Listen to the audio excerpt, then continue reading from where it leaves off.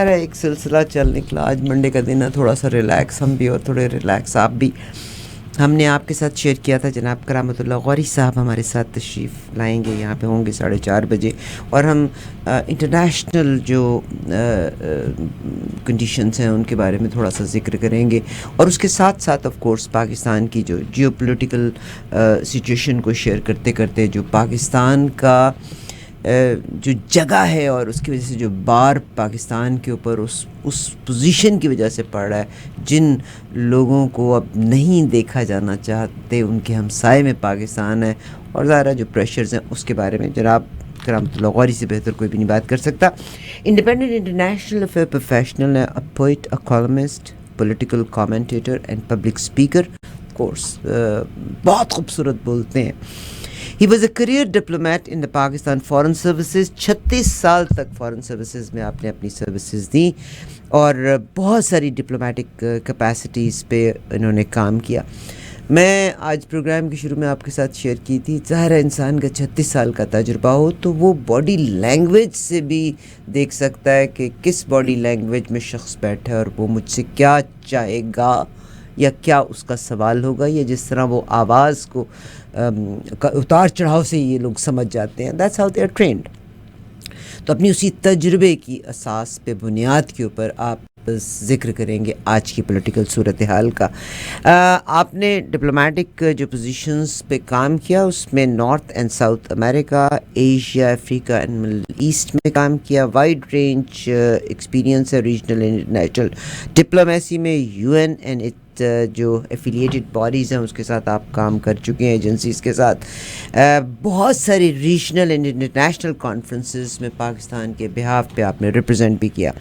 جب میں یہ تمام چیزوں کا ذکر کر رہی ہوں تو پچھلے پروگرام میں جب سر تشریف لائے تھے یہاں پہ, تو اس کے بعد جو مجھے فیڈ بیک ملا, بہت سے لوگوں کا فیڈ بیک ملا, آئی تھینک یو ویری مچ. آج صبح جو میری لاسٹ کال اس زمرے میں جو پچھلے پروگرام کے حوالے سے تھی, جنید افضل صاحب آپ کا بہت شکریہ. اور میں تو جنید افضل صاحب آپ کا بھی, آپ پہ میں نے بتایا نا, میں ان پاکستانیوں میں سے ہوں جو ہر اچھا کام کرنے والے کے جینون بندے کا فخر لیتا ہے, اس فخر کو سمیٹنے کی کوشش کرتا ہے. بیکاز یہ بتا دینا کہ میں مسلمان ہوں اور میں پاکستانی ہوں کافی نہیں ہے. ہم کو اپنے افعال سے, اعمال سے شو کرنا ہے کہ اگر میں مسلمان ہوں تو this is what my teachings are. اگر میں پاکستانی ہوں تو میرے کسی قول اور فعل میں تضاد ہے یا نہیں ہے, تو وہ آپ یو آر دا ایمبیسڈر اپنے تئیں. کرامت اللہ غوری صاحب تو اپوائنٹڈ تھے نا, بٹ ہم تمام ریپرزینٹ کرتے ہیں پاکستان کو.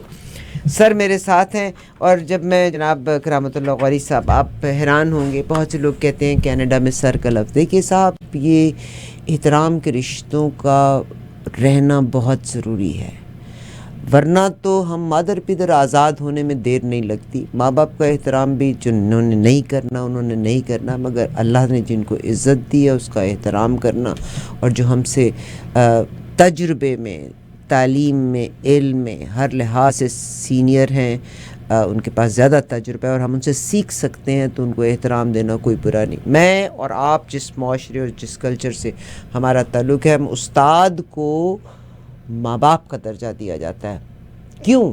کیونکہ ہم اس سے بھی سیکھ رہے ہوتے ہیں. جناب کرامت اللہ غوری صاحب, سر آپ کا بہت شکریہ, آپ تشریف لائے. بہت بہت شکریہ عارفہ, مجھے پھر سے یہ سعادت بخشنے کا.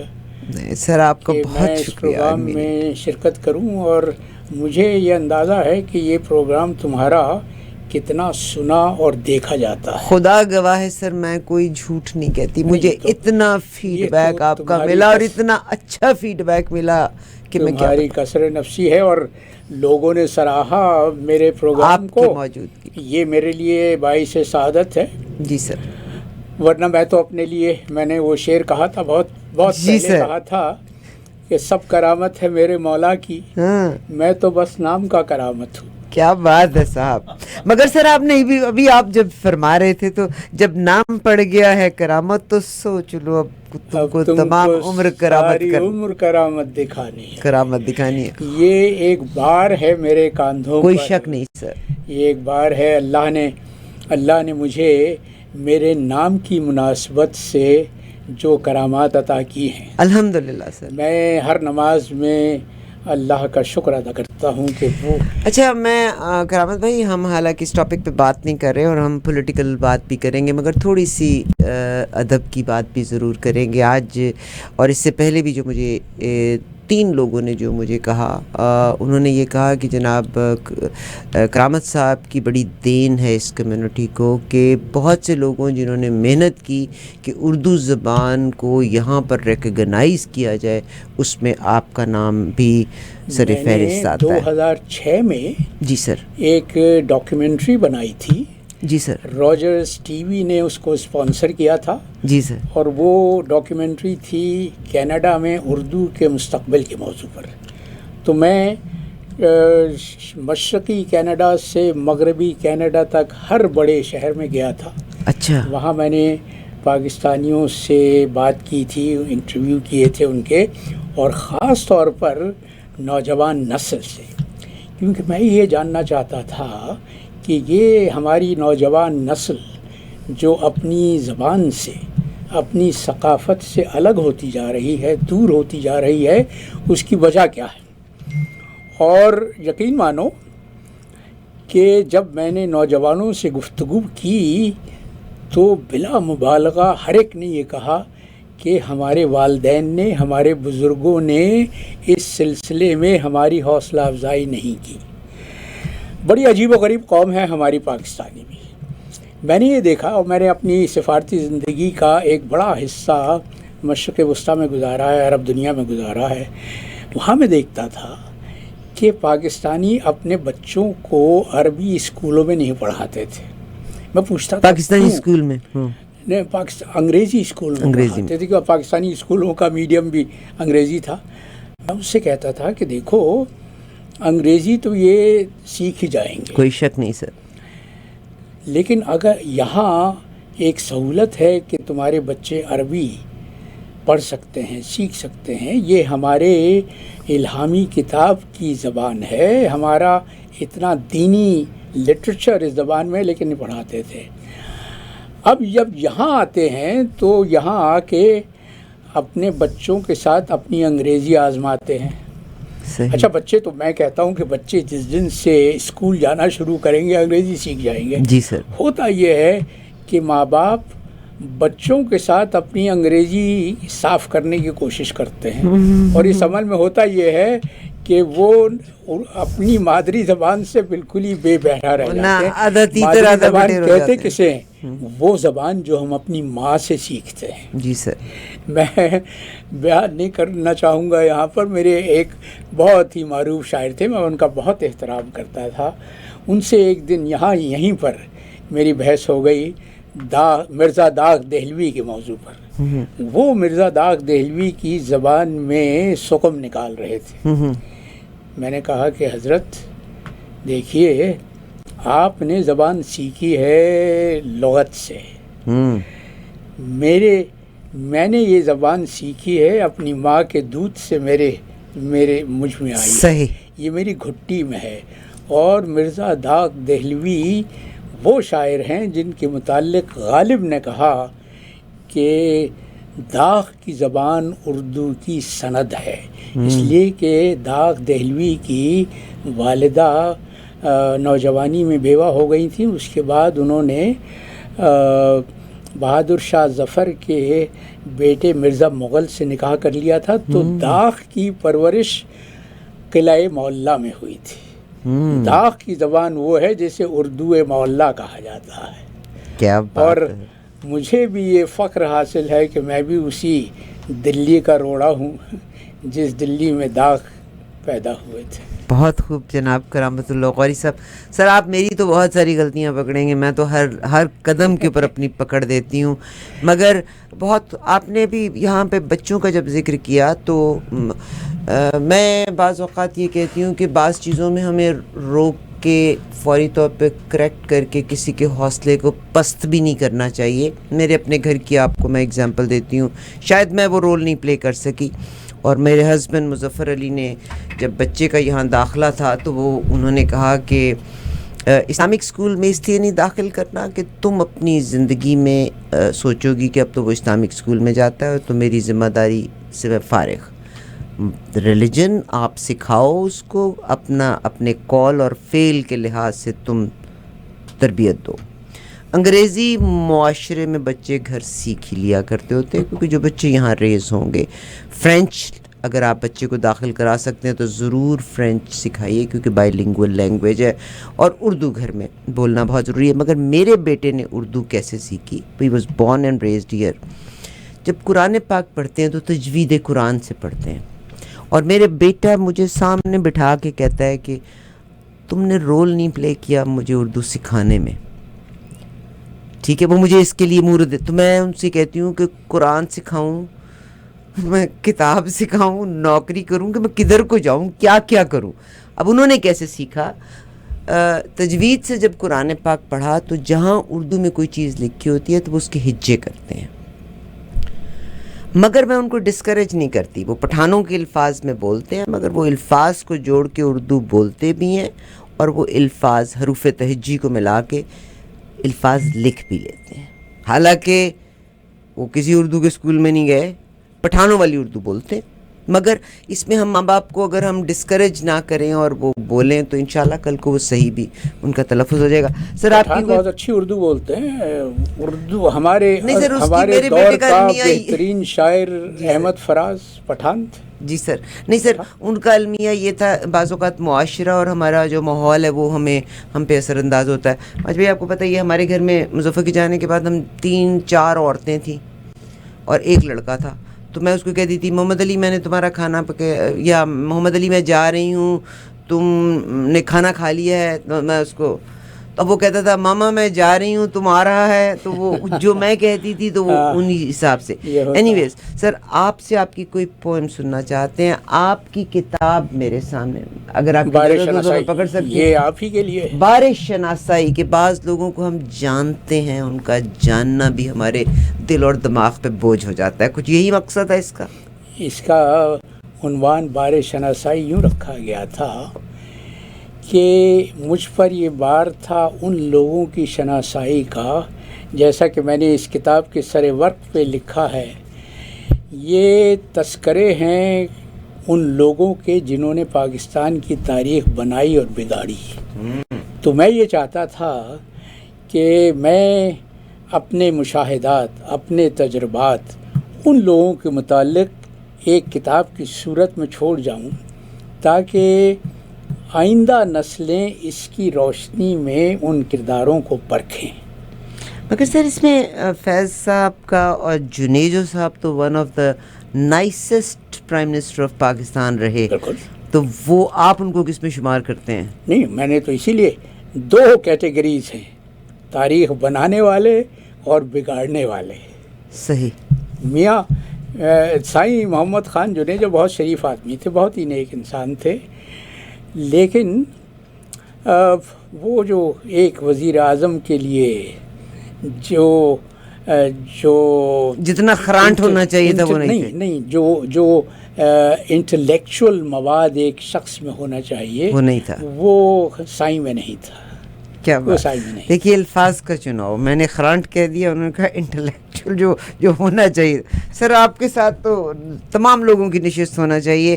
میں اس کتاب کے ورق کو آپ کے ساتھ شیئر کرتی جاؤں گی مختلف اوقات میں. یقیناً میرے مومن کے منافق بڑا کمال ہے جنرل ضیاء الحق صاحب کے بارے میں. ہم اس کتاب کو آپ کے ساتھ شیئر کریں گے. بہت خوبصورت کتاب ہے, آپ یہ اپنی لائبریری کی زینت اس کو بنانے کی کوشش کیجیے. اس کتاب کی بھی تاریخ ہے, بہت دلچسپ ہے. فرمائیے سر. یہ میرا پبلشر ہے جو سنگ میل, جو پاکستان کا سب سے بڑا پبلشر ہے, اس نے خاص طور پہ مجھ سے کہا کہ سر آپ کے پاس تو کہنے کے لیے بہت کچھ ہے, تو آپ کیوں نہیں تذکرے لکھتے. میں نے کہا اچھا میں لکھوں گا. جب کتاب تیار ہو گئی میں نے اس کو بھجوا دیا مسودہ. اس کے بعد کئی مہینے گزر گئے, کتاب چھپ نہیں رہی. تو میں ہندوستان جا رہا تھا, 2012 کی بات ہے. میں نے پوچھا کہ بھائی وہ کب آ رہی ہے کتاب؟ کہ سر آپ ہندوستان سے ہو آئیے, کتاب تیار ہو گئی. جب میں ہندوستان کا دورہ کر کے واپس یہاں پہنچا تو میں نے پوچھا کہ بھائی وہ کیا ہوا؟ انہوں نے کہا کہ سر بہت شرمندہ ہوں، لیکن میرے وکیل نے مجھ سے کہا ہے کہ اگر تم نے یہ کتاب یہاں چھاپی تو تم پریشانیوں میں گھر جاؤ گے۔ میں نے کہا کیا پریشانی ہے، کس سے تکلیف ہے؟ کہا سر میں یہ نہیں بتا سکتا، لیکن میں بہت شرمندہ ہوں، میں معذور ہوں، یہ نہیں چھاپوں گا۔ میرے ایک دوست ہیں ڈاکٹر ظفر الاسلام خان، جو ہندوستان سے مسلمانوں کا سب سے بڑا اخبار نکالتے تھے، ملی گیزٹس۔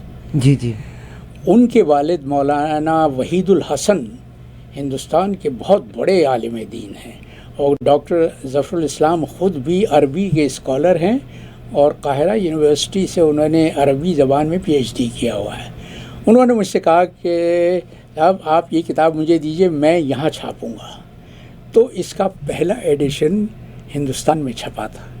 جب ہندوستان میں اس کتاب کی شہرت ہوئی، اور ہمارے دوست ہیں جو آپ ہی کے پیشے سے تعلق رکھتے ہیں، رضا علی عابدی، جی جی، جو بی بی سی کی اردو سروس سے منسلک تھے، میرے بہت عزیز دوست ہیں، انہوں نے ایک کالم لکھا جنگ میں، وہ کتاب جو پاکستان میں نہیں چھپ سکی۔ اس کے بعد تو میرے پاس پاکستانی پبلشروں کے جو پیغامات آنے شروع ہوئے ہیں، تاتا بن گیا۔ کسی نے کہا آپ ہمیں اس کے پبلشنگ رائٹس دلوا دیجئے، کسی نے کہا ہم اس کا وہ ایڈیشن خود ہی چھاپ لیتے ہیں، پائریٹڈ ایڈیشن چھاپ لیتے ہیں۔ میں نے کہا نہیں، یہ نہیں ہوگا۔ پھر میں نے یہ اس پبلشر کو اس کے رائٹس دلوائے، اور اب تک اس کتاب کے 4 ایڈیشن چھپ کے ختم ہو چکے ہیں۔ ماشاءاللہ ماشاءاللہ، آپ سے ریکویسٹ ہے کہ آپ اس کتاب کو ہم آپ کے ساتھ شیئر کریں گے۔ اور ہندوستان کے نائب صدر تھے حامد انصاری صاحب، جو میری طرح سفارتکار تھے، سعودی عرب میں ہندوستان کے سفیر رہے تھے۔ انہوں نے اس کتاب کو پڑھنے کے بعد مجھے خط لکھا، کہا کہ میں نے آج تک سیاسی موضوع پر اتنی ادبی چاشنی والی کتاب نہیں پڑھی۔ ادب کے بہت قریب ہیں آپ نے۔ اس کتاب میں پورا لکھا ہے، یہ کتاب جو پاکستان میں شائع نہ ہو سکی، بارش ناسائی، اس میں تمام کے تمام آگے لیڈرز کہا جاتا ہے۔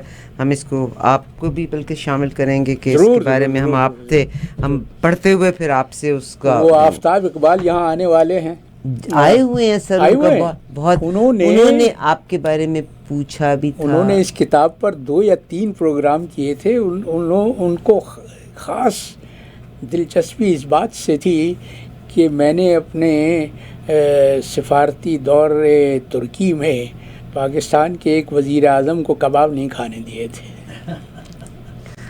اچھا، بہت دلچسپ واقعہ ہے، سنا دیجیے تو بہت اچھا ہوگا۔ وہ یہ بات تھی کہ 1999 میں ترکی میں بہت خوفناک زلزلہ آیا تھا، کوئی 40-50 ہزار لوگ مر گئے تھے۔ تو میں اس زمانے میں وہاں سفیر تھا، تو میرے پاس زلزلے کے تیسرے دن اس وقت ہمارے وزیر خارجہ تھے سرتاج عزیز صاحب، ان کا فون آیا کہ وزیر اعظم صاحب آنا چاہتے ہیں۔ میں نے کہا کیوں آنا چاہتے ہیں؟ کہنے لگے وہ ترکوں سے تعزیت کرنے کے لیے آنا چاہتے ہیں۔ تو میں نے کہا کہ دیکھیے یہاں تو قیامت صغریٰ ٹوٹی ہوئی ہے، اتنے لوگ ہلاک ہو گئے ہیں، ترک حکومت کو تو سمجھ میں نہیں آ رہا کہ وہ کیا کرے، تو ایسے میں وہ ہمارے وزیر اعظم کی میزبانی کا بار کیسے اٹھائیں گے؟ انہوں نے کہا کہ میں بھی یہی سمجھانا چاہ رہا تھا وزیر اعظم کو، لیکن وہ سمجھ نہیں رہے، آپ ان سے بات کر لیجئے۔ میں نے کہا اچھا میں بات کر لیتا ہوں۔ تو میں نے فون کیا، وہ میرے فون کے منتظر تھے، نواز شریف صاحب۔ تو کہنے لگے میں آ رہا ہوں۔ میں نے کہا نہیں سر آپ مت آئیے، اس وقت یہ صورتحال ہے۔ تو پھر میں کب آؤں؟ میں نے کہا میں آپ کو بتاؤں گا۔ اس کے ہفتے بھر کے بعد میں نے ترکوں سے بات کی اور انہوں نے کہا کہ ٹھیک ہے آ جائیں۔ تو وزیر اعظم صاحب آ گئے، ترکوں نے ہمیں وہ سارا علاقہ دکھایا، سب گھوم گھام کے شام کو جب ہم ہوٹل پہنچے استنبول میں، तो थोड़ी देर के बाद मियाँ साहब ने मुझसे कहा कि कबाब खाने चलते हैं। इस्तांबुल में एक कबाबी है जिसके कबाब मियाँ साहब को बहुत पसंद थे। वो यूरोप आते जाते वहाँ पे रुक जाया करते थे कबाब खाने के लिए, और उसको उन्होंने सरकारी मेहमान बनाकर एक हफ्ते के दौरे पे पाकिस्तान बुलाया था। आप अगर आज उसके रेस्टोरेंट में जाएं तो ऊपर से नीचे तक वो तस्वीर लगी हुई है मियाँ साहब के साथ और पाकिस्तान अच्छा, के एक हफ्ता पाकिस्तान के खर्चे पे आए वो, और पाकिस्तान में मियाँ साहब तो सिर्फ इसलिए कि मियाँ साहब को उनके कबाब अच्छे लगे, उनके कबाब पसंद थे। तो जब उन्होंने मुझसे कहा कि चलें कबाब खाने के लिए, तो मैंने कहा कि मुनासिब नहीं होगा। कह रहे क्यों? मैंने कहा देखिए, आप तुर्कों को पुरसा देने आए थे, अच्छा नहीं लगेगा, और आप जब निकलेंगे तो पूरा प्रोटोकॉल चलेगा, वो आउटराइडर्स सीटियां बजाते हुए चलेंगे, सब हिफाजती, अच्छा नहीं लगेगा। तो कहने लगे कि अच्छा, तो फिर कबाब यहाँ मंगवा लेते हैं। मैंने कहा वो भी मुनासिब नहीं होगा। कहने लगे क्यों? मैंने कहा यूँ नहीं होगा कि कबाब जब खाना आता है, आपको मालूम है VVIPs के लिए तो उसका एक प्रोटोकॉल होता है, वो पूरा इंटेलिजेंस वाले उसको चेक करते हैं कि कोई उसमें ऐसी चीज़ तो नहीं है जो नुकसानदेह हो, तो अच्छा नहीं होगा। मुंह लटक गया। तो मैंने कहा कि परेशान नहीं हो, कल सुबह को हम जा रहे हैं अनकरा, तो मैं उससे कहता हूँ अभी वो सुबह को जहाज़ पे रखवा देगा। हाँ ये अच्छा है। तो दूसरी सुबह को जब मैं उनको लेकर एयरपोर्ट जा रहा था, तो जैसे ही हम एयरपोर्ट के अहाते में दाखिल हुए तो मैंने देखा कि वो खड़ा हुआ, वो कन्वेयर बेल्ट पर जहाज़ में खाना रखवा रहा था। जैसे ही जहाज़ ने टेक ऑफ किया, मियाँ साहब ने मुझसे कहा कि कबाब मंगवा लो। सफ़ीर साहब वो खाना रखवा दिया? मैंने कहा जी रखवा दिया। उन्होंने कहा मंगवाइए। तो वो कबाबों से उन्होंने पूरा इंसाफ किया। मैं ये परेशान कि ये अपना पेट भर रहे हैं कबाबों से, और अनकरा में सदर सुलेमान देमिरल ने लंच रखा हुआ है, सरकारी लंच रखा हुआ है, उस वक्त ये क्या करेंगे? लेकिन जनाब वो इतने खुश खुराक हैं माशाअल्लाह कि उन्होंने लंच पर भी पूरा इंसाफ किया। और सबसे बड़ी बात यह है कि जब इंसान पुरसा देने के लिए जाए तो दिल की ऑटोमेटिकली कैफियत भी वो हो जाती है। सर एक अगर दिल से महसूस करें मैं इन्हीं की बात करेंगे। हम पाकिस्तान की, मैं पोएम एक सुनना चाहती थी आपसे, कोई बात नहीं, एक प्रोग्राम हम पोएम के हवाले से भी कर लेंगे। हाँ, वो शायरी का एक अलग प्रोग्राम होगा। जी, अगर आपकी इजाज़त तो हम चंद एक स्पॉन्सर्स ले लें, क्योंकि वो भी एक जिम्मेदारी है, चंद स्पॉन्सर्स, और फिर हम थोड़ा जियोपॉलिटिक्स की तरफ बढ़ेंगे। आप हमारे साथ रहिए, स्टे ट्यून्ड। अगर आप कोई सवाल करना चाहेंगे तो स्टूडियो का नंबर 4166201778 हमारा स्टूडियो का नंबर है, कॉल कीजिएगा। कहीं स्टैटिक मिले, of course we are AM, range ज़्यादा होने की वजह से देयर आर एरियाज़ जहाँ इलेक्ट्रिक वायर्स गुजर रही होती हैं, तो हमारा इट्स स्टैटिक होता है, बिकॉज मैग्नेटिक फील्ड्स का आपस में टकराव की वजह से। तो हमारा नंबर जो लोकल सुनने के लिए 647-8724900। आप वेब के ऊपर आएँ eAwaaz.com। रिसेंटली मेरे पता चला है कि टेस्ला गाड़ी में जब ट्यून करें ना तो प्रॉब्लम आ रही थी, मगर टेस्ला में फुल टाइम आपके पास इंटरनेट है। I know many people, they have installed and they listen channel on our website which is www.eAwaaz.com या हमारी ऐप पे। और मुझे बल्कि एक उन्होंने बड़े फ़ख्र से कहा कि बाजी मेरी टेस्ला एडा क्लियर रेडियो आंदा है कि तुसी भी नहीं कदी एडा सुने हुआ। I said yes I did. Anyways, stay tuned please. Chand sponsors will come back. Muslim Welfare Center, service to humanity is service to Allah. Muslim welfare centre दुनिया भर में मुस्तहिक लोगों की मदद करने में गामजन। हर साल की तरह इस साल भी ईद उल अज़हा के मौके पर मुस्लिम वेलफेयर सेंटर के साथ कुर्बानी कीजिए या फिर अपना हिस्सा शामिल कीजिए। मजीद मालूमात के लिए कॉल कीजिए 1866-754-3111 1866-754-3111। Grill and Chick, Delicious and healthy grilled chicken and rotisserie chicken, sandwiches, burgers, wings, skewers, popcorn chicken, salad, garlic bread, sweet dishes. आपने पहुंचना है 15 Montpelier Street, Brampton, Mississauga Road and Financial Drive का major intersection. Grill and check 905-456-0500. Grill and check. गाड़ी, घर या commercial जैसा कि business, trucks, delivery vehicles, cargo vans, workshops, grocery stores, restaurants की इंश्योरेंस के लिए वक़ार अजीम से राब्ता कीजिएगा। वक़ार अजीम यकीनी बनाएंगे कि कार, घर या कमर्शियल इंश्योरेंस कम अज कम रेट पर लेकर दें, मगर कवरेज आपको बेहतरीन से बेहतरीन मिले। यकीनन अपने पैसे और वक्त की बचत के लिए ईमानदार और रिलायबल सर्विस की मोस्ट कॉम्पिटिटिव रेट्स के लिए वक़ार अजीम 4163022522 302-2522। खूबसूरत दांत, बाएतमाद मुस्कुराहट और बाएतमाद गुफ्तगू, आपकी और आपके खानदान की मुस्कुराहटों की ज़मीन। Feelings crowns bridges cleaning, accepting new patients, free consultation. दांतों की संभाल के लिए doctor Padmaja, 310 shepherd Avenue east, 29974666। Premium Auto Repairs and Sales Services. We specialize in engine work, transmission, body work, brakes, oil change, tire services, wheel alignment, and more. We deal in all automakers. Before you go anywhere, contact us. We offer unbeatable price. Call 416-747-6800. Visit premiumautorepairs.com. Ayesha, ये तुम क्या sir पकड़ कर बैठी हो? घर में मेहमान आ रहे हैं और मुझे 10 जगहों पर जाना पड़ेगा ग्रोसरी के लिए। 10 जगह क्यों? एक ही जगह है, फातिमा ग्रोसर्स। फातिमा ग्रोसर्स? जी हाँ, फातिमा ग्रोसर्स मसाले, ताज़ा सब्जियाँ, फल, हलाल गोश्त, मैरिनेटेड मीट आइटम्स और स्पेशल बीफ स्टेक्स भी। ग्रोसरी का सारा सामान साजो आवाज के रेफरेंस पर स्पेशल डिस्काउंट भी। मैक्लॉगलन और ब्रिस्टल के इंटरसेक्शन पर new Fatima grocers, 512 Bristol road, waste of Mississauga, 9058487000। Fatima grocers, सबसे जबरदस्त। मेरा नाम शहराज शफीक है। मैं अकाल मॉर्गेज के साथ काम करता हूं। अकाल मॉर्गेज पिछले 20 साल से मॉर्गेज इंडस्ट्री में एक जाना पहचाना नाम है। मैं आपको purchase, refinance, first mortgage, second mortgage, private mortgage और डेट कंसोलिडेशन से मुतल्लिका खिदमत फराहम करता हूं। आप अपनी मॉर्गेज या किसी भी किस्म के लोन के लिए मुझसे रब्ता करें। मेरा नंबर नोट कर लें, 416 502 8000।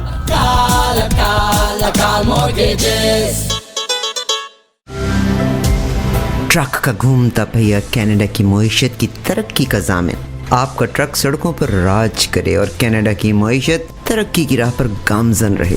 ट्रक मैनुअल या फिर ऑटोमेटिक, ट्रक की बेहतरीन सर्विस के लिए quick truck lube throughout Ontario, no appointment needed, drive-through facility, one-stop shop. अब तीसरी location exit 579 from Highway 401 in Napanee. Quick Truck Lube 519-622-0660. quicktrucklube.com.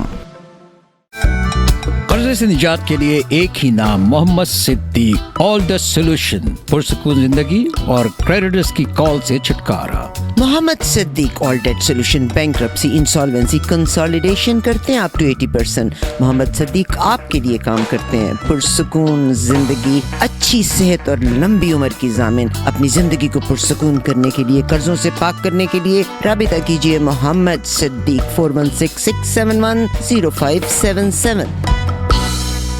لبيك اللهم لبيك. ICNA Relief Canada. No borders, no boundaries. Kurbani, Hadiya, Zabiha. Starting from $95. Give on your behalf, family members or loved one who passed away. Kurbani with ICNA Relief Canada. Donate online. ICNAReliefCanada.ca/donate-Kurbani. إن الحمد والنعمة. Spring में gardening season अब शुरू हो चुका है Caledon सब्जी फार्म पर। हर तरह के फल, फूल और सब्जियों की पनीरी, चाहे लेने हो करेले, भिंडी, चप्पड़ कद्दू, टिंडा, हलवा कद्दू, रामतोरी, पालक, सरसों का साग, धनिया, लहसुन के बीज, प्याज की पनीरी, प्याज के बीज और हर तरह के गार्डनिंग टूल्स, पतली, रंबा, कई, मिट्टी, खाद और पॉटिंग मिक्स। एट कैलेडन सब्जी farm, 905-840-9000, 905-840-9000, 12050 airport road, Caledon, airport road and Mayfield के कॉर्नर पर। اگر آپ کا کوئی بھی کار ایکسیڈنٹ ہوتا ہے تو آپ کو ایک بہترین لائر کی ضرورت ہوتی ہے اور ہمارے ساتھ موجود ہیں چیمپئن ڈیوڈ ہموفارب. Hi, I'm David Himmelfarb, managing partner of Himmelfarb Brzezinski LLP. We are personal injury lawyers in Toronto, Brampton, all over the GTA. And we speak your language. We have a wonderful community liaison, Anjum Qureshi. آپ کا کوئی بھی car accident ہوتا ہے ہمیں کال کریں 416-570-0157. جی صاحب ایک دفعہ پھر سے پروگرام میں خوش آمدید. پلیز ہماری ریکویسٹ ہے ہمارے اسپانسرز کو ضرور تعاون دیا کیجیے گا. انہی اسپانسرز کے تعاون سے توسط سے ہم اتنی خوبصورت شخصیات سے آپ کی ملاقات کرواتے ہیں. میں ایک بار سے پھر سے اپنے معزز مہمان کو انٹروڈیوس کروں. جناب کرامت اللہ غوری صاحب انٹرنیشنل افیئرز سے متعلقہ بات کریں گے. پوئٹ ہیں, لکھتے ہیں, کالمز لکھتے ہیں, کامنٹیٹر ہیں پولیٹیکل, اس کے علاوہ آپ اسپیکر بھی ہیں. 36 سال کا سفارتی ان کا کریئر رہا ایز اے فارن سروسز میں, اور اس کے میں انہوں نے بے شمار ممالک نارتھ اینڈ ساؤتھ امریکہ, ایشیا, افریقہ, مڈل ایسٹ میں اپنی سروسز دیں. بے شمار وسیع ان کا تجربہ ہے جس میں آپ نے سفارتکاری کے میدان کے علاوہ U N and affiliated bodies اور ایجنسیز کے ساتھ کام کیا ہے. Number of regional and international conferences میں آپ نے شرکت بھی کی. اور پھر میں نے یہی کہا کہ جب انسان کی جو فیلڈ ہوتی ہے تو وہاں اس سے متعلقہ جو اشخاص ہوتے ہیں, آپ کو بتائیے سفارتکار جن لوگوں کو ملتے ہیں تو یہ ان کی باڈی لینگویج سے بھی بات کر سمجھ سکتے ہیں کہ اب وہ کس موڈ میں آپ کے سامنے بیٹھا ہے اور کیا چاہتا ہے. سر ایک دفعہ پھر سے بہت شکریہ آپ کا تشریف لانے کا. 2-3 باتیں آپ سے کروں گی. ایک تو میں ظاہر آپ کی کتاب کا تذکرہ پہلے حصے میں ہوا. سر اس وقت آج کی سب سے امپورٹنٹ خبریں اور خبروں کے ساتھ یہ ہے کہ ہندوستان G20 کی اگلی سمٹ جو ہے وہ انڈیا میں ہونے جا رہی ہے اور وہ کشمیر میں ہوگی. اور اگر وہ کشمیر میں ہوتی ہے تو انڈیا یہ ثابت کرنے میں کامیاب ہو جائے گا کہ کشمیر اس کا انڈیا کا ہی حصہ ہے, نمبر 1. اور نمبر 2, یعنی جو یہ 20 بڑے ممالک کے G20 کے لوگ ہیں, کیا وہ محسوس نہیں کرتے کہ کشمیر کی کیا صورتحال تھی؟ پاکستان کو اس پہ اعتراض ہے, آپ ہی کے منہ سے سننا چاہوں گی. میں محسوس سب کرتے ہیں, زبان سے کوئی بولنے کو تیار نہیں ہے, اس لیے کہ زبان پر تالے مصلحت کے پڑ جاتے ہیں. وہ جو کہا جاتا ہے نا بین الاقوامی تعلقات میں کہ نہ کوئی ہمیشہ کا دوست ہوتا ہے نہ کوئی ہمیشہ دشمن ہوتا ہے. جس چیز کو ہمیشگی حاصل ہے, جو ہمیشہ پائیدار رہنی چاہیے, وہ ہے قومی مفاد. یہ سارے ممالک جو ہندوستان کی مظالم دیکھتے ہیں, اس لیے کہ آج کی دنیا میں کوئی بات ڈھکی چھپی نہیں رہتی. کیمرے کی آنکھ سب کو دکھا دیتی ہے کہ کیا ہو رہا ہے ہندوستان میں, کیا ہو رہا ہے. مقبوضہ کشمیر کو تو جانے دو, ہندوستان میں مسلمانوں کے ساتھ جو سلوک ہو رہا ہے. آج زبیر کو بھی انہوں نے اریسٹ کر لیا ہے نا, زبیر کو بھی اریسٹ کر لیا ہے. اور کل ایک واقعہ ہوا, 2 دن پہلے کی بات ہے, ہندوستان کی سپریم کورٹ میں, آپ کو یاد ہوگا 2002 میں گجرات میں مسلم کش فسادات ہوئے. مودی صاحب کا نام جب مودی صاحب وہاں گجرات کے وزیر اعلیٰ تھے, اور جب تک یہ پرائم منسٹر نہیں بنے ان کو تو امریکہ میں داخل نہیں ہونے دیا جاتا بند تھا. اس لیے کہ ان پر الزام یہ تھا کہ مسلمانوں کے خلاف جو قتل عام ہوا تھا, مسلمانوں کا قتل عام, اس کی ذمہ داری وزیر اعلیٰ پر عائد ہوتی تھی. اس وقت گجرات میں ایک مسلمان MP تھا, پارلیمنٹ کا ممبر, جعفری. ان کی بیوہ نے سپریم کورٹ آف انڈیا میں ایک اپیل دائر کی ہوئی تھی کہ میرے شوہر کو جو قتل کیا گیا اس کی ذمہ داری اس وقت کے وزیر اعلیٰ پر براہ راست عائد ہوتی ہے. صحیح.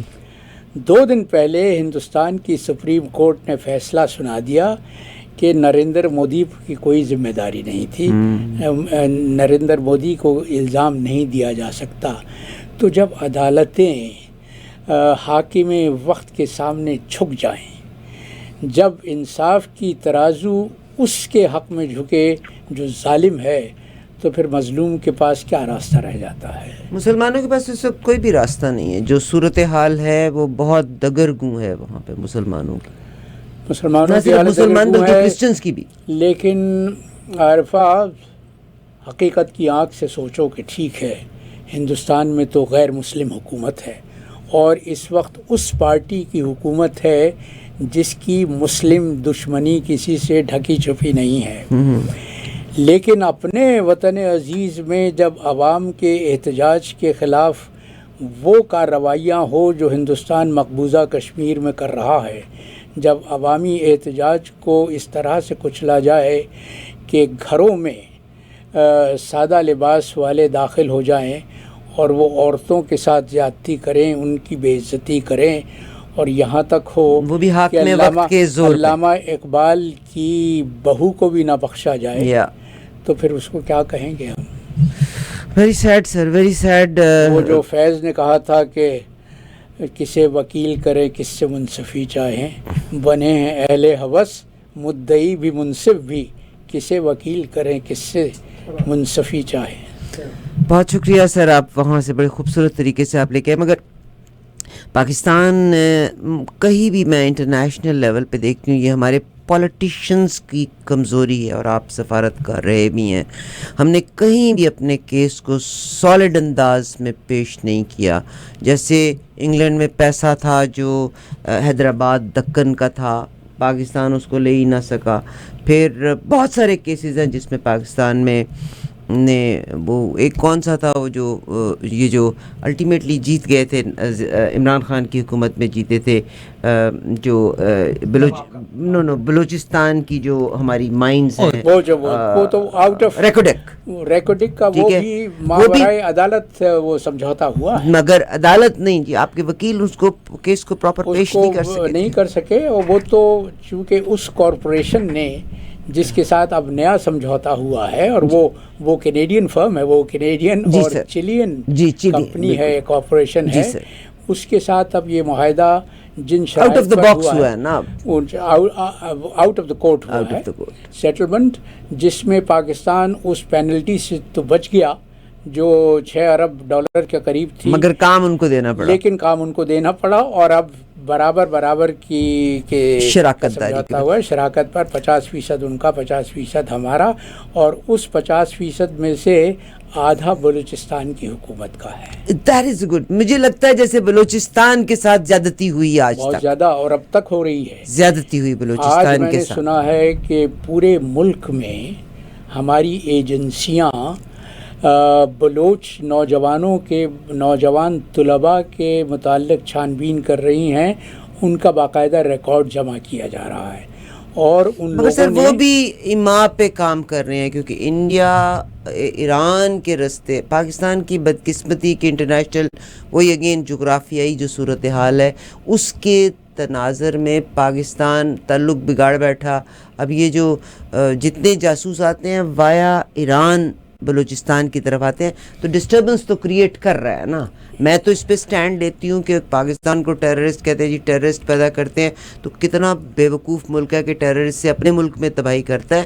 ہمارے ملک میں تباہی کروائی جا رہی ہے, اور جو پسماندہ علاقے ہیں یا جن کو حق نہیں مل رہا ان کو مطلب اکسا کے معاملات کو بڑھایا جا رہا ہے. میں سر بیشتر اس کے کیونکہ معاملات تو اتنے بگڑے ہوئے ہیں کہ تھوڑا آپ کشمیر کی بات, تیری کون سی کل سیدھی والا محاورہ یاد آتا ہے. بچپن سے سنتے آئے ہیں یہ محاورہ, یہ کہاوت, اونٹ رے اونٹ تیری کون سی کل سیدھی, لیکن اب بڑھاپے میں اس کا مطلب پورا سمجھ میں آ رہا ہے. صحیح صحیح صحیح صحیح.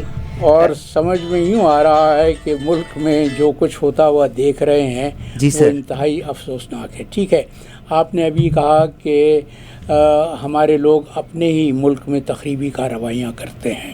نہیں, میں کہتی ہوں کوئی کرواتا ہے, وہ ظاہر ہے کہ وہ تو ہمارے بر صغیر کی تاریخ ہے. ایگزیکٹلی. ایسٹ انڈیا کمپنی کی کتنی نفری تھی جی سر, کتنی تعداد میں انگریز فوجی لے کر آئے تھے, انہوں نے اپنے سے 20 گنا بڑے ملک پر قبضہ کر لیا. کیسے کر لیا؟ اس لیے ڈیوائڈ اینڈ رول کیا اور رشوت کی عادت ڈالی. یہاں میر جعفر اور میر صادق جیسے لوگ موجود تھے جو اپنے ملک کی عزت اور توقیر اور ناموس کو چند کوڑیوں کے عوض بیچنے کو تیار تھے، اور وہی تاریخ آج کے پاکستان میں دہرائی جا رہی ہے. تیار ہیں، بلکہ بڑا طویل موضوع ہے، اگر کبھی وقت ملے گا تو میں اطمینان سے اس پر بات کریں گے کہ یہ کیوں ہے. میں کہتا ہوں کہ اپنے وطن کی مٹی کو بیچنے کی روایت اس خطۂ زمین پر جو آج کا پاکستان ہے اس کے خمیر میں شامل ہے. صحیح. دیکھو مشرقی اور مغربی پاکستان دو بازو تھے. مشرقی پاکستان کیوں علیحدہ ہو گیا؟ ٹھیک ہے، ان کو حق نہیں دیا گیا تھا، کوئی قدر مشترک نہیں تھی. اور میں نے ابھی پچھلے ہفتے ہی تمہارے پروگرام کرنے کے بعد میں نے مولانا ابوالکلام آزاد کا وہ انٹرویو پورا پڑھا جو اپریل 1946 میں مولانا نے ہمارے ایک بہت مشہور صحافی اور شاعر تھے شورش کاشمیری، اور جو چٹان نام کا ایک جریدہ نکالا کرتے تھے لاہور سے. اپریل 1946 کو یاد رکھنا چاہیے، پاکستان بننے سے 16 مہینے پہلے مولانا ابوالکلام آزاد نے شورش کاشمیری کو وہ انٹرویو دیا تھا، اور وہ انٹرویو چشم کشا ہے. مولانا نے کیا کہا تھا؟ مولانا نے میں قائل ہو گیا ان کی بصیرت کا. میں تو خیر پہلے ہمیشہ سے مولانا ابوالکلام کی بصیرت قائل تھا، لیکن پاکستان کے ضمن میں انہوں نے جو پیشن گوئیاں کی تھیں وہ حرف بحرف ثابت ہوئی.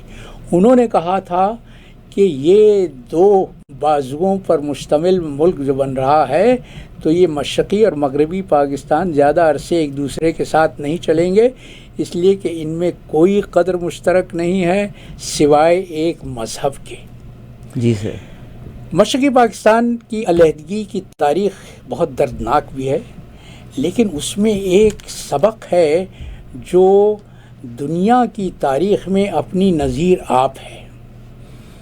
دنیا کے بے شمار ممالک ہیں جن میں اقلیتیں آزادی مانگتی ہیں، علیحدہ ہونا چاہتی ہیں، اور وہ تو اکثریت ہے. وہ اکثریتی علاقہ تھا جس کے لیے ہم نے ایسے حالات پیدا کیے کہ تنگ آ کر اکثریت نے کہا کہ خدا کے لیے تم ہمیں الگ جانے دو، تم اپنی جگہ رہو. اس لیے کہ ہمارے ہی ایک لیڈر تھے جنہوں نے نعرہ لگایا تھا تم ادھر اور ہم ادھر، تو وہ ادھر کے ہو کے رہ گئے، ہم ادھر کے ہو کے رہ گئے.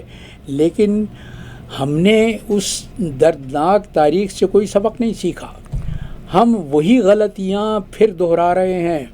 اور وہ امریکہ کا ایک فلسفی تھا سانتایانا، جس نے یہ کہا تھا، اس کا قول زرعی حروف میں لکھنے کے قابل ہے. اس نے کہا تھا کہ جو قوم اپنی تاریخ سے سبق نہیں لیتی وہ اس تاریخ کو بار بار دہراتی رہتی ہے. تو ہم وہ تاریخ دہرا رہے ہیں. سر اب میں 1 by 1 3-4 سبجیکٹس کو ٹچ کرنا چاہتی ہوں اور ہم اس کو ورق کھول کے اس کو سلجھا کے آگے کی طرف بڑھیں گے. پہلا سوال، آئی ایم سو سوری، اور میں نا آپ کو کہیں مخل نہیں ہونا چاہتی کیونکہ آپ اپنی ٹرین آف تھاٹ کو لے کے چل رہے ہوتے ہیں تو بات سے بات نکلتی ہے.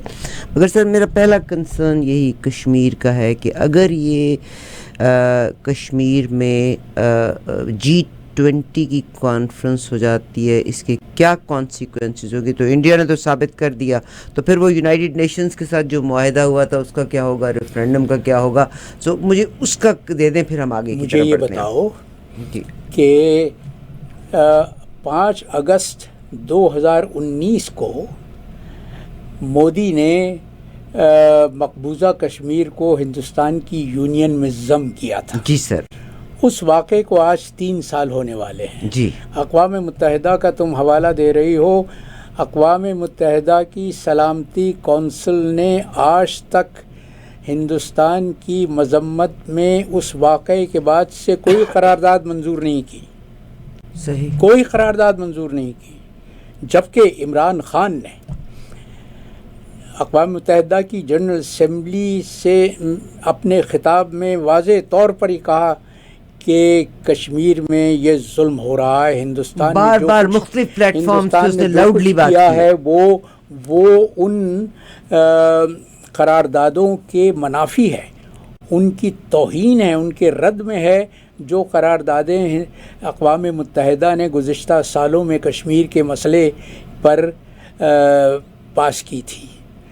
لیکن اب اقوام متحدہ جب اپنی ذمہ داری خود بھول جائے, اور ذمہ داری یوں بھولی ہوئی ہے کہ وہ ممالک جن کو یہ ذمہ داری سونپی گئی تھی, سلامتی کونسل وہ ادارہ ہے اقوام متحدہ کا جس کو یہ فریضہ سونپا گیا تھا کہ وہ دنیا میں جہاں کہیں بھی بین الاقوامی قوانین کی خلاف ورزی ہو یا کوئی دنگا فساد ہو, کوئی کسی قسم کی مہم جوئی ہو, تو اس کا سدباب کرنے کے لیے یہ سلامتی کونسل ہے. لیکن سلامتی کونسل کے جو سر میں یہ بتا رہا, سلامتی کونسل اور اقوام متحدہ کو کون سنتا ہے, اس کی بات کون مانتا ہے؟ بے حد قراردادیں جو ہیں, مین پاور جو ہے وہ اسرائیل. سوال یہ ہے کہ سلامتی کونسل ایکٹ کیوں نہیں کرتی, یوں نہیں کرتی کہ اس کے اراکین کے مفادات مختلف ہیں. کوئی ہندوستان کو ناراض, یہی کہنے کا کوئی ہندوستان کو ناراض نہیں کرنا چاہتا, اس لیے کہ ہندوستان 1.2 ارب کی ایک بہت بڑی مارکیٹ ہے. ہر ملک یہ دیکھتا ہے کہ ہندوستان کی مارکیٹ سے اس کی معیشت کو کیا فوائد ہوں گے. پھر ہندوستان اپنی جغرافیائی پوزیشن سے پورا فائدہ اٹھا رہا ہے, وہ فائدہ جو ہم نہیں اٹھا سکے. اور میں ہمیشہ سے کمزوریوں کی بنا, میں ہمیشہ سے کہتا آیا ہوں کہ پاکستان کا جغرافیہ دنیا میں انوکھا ہے. پاکستان کے جغرافیے پر نظر ڈالیے تو آپ اگر اپنے تاش کے پتوں کو صحیح طور سے کھیلیں تو آپ اپنے جغرافیے سے بھرپور فائدہ اٹھا سکتے ہیں. لیکن بدقسمتی یہ ہے کہ جس نے اپنے جغرافیے سے فائدہ اٹھانا چاہا تھا, اس کی حکومت کو ان اداروں نے اکھیڑ کر پھینک دیا جو اپنے آپ کو قوم اور ملک کی سرحدوں کے, اور نہ صرف سرحدوں کے بلکہ نظریاتی سرحدوں کے محافظ کہتے ہیں. اب اپنے گھر کو جب خود ہی اپنے چراغ سے آگ لگا دو تو پھر کیا ہوگا. مگر سر اس کی ڈویژن جو ہے وہ بڑی زبردست ہوئی ہے. آج کی نیوز آپ کی نظر سے تو گزر گئی ہوگی.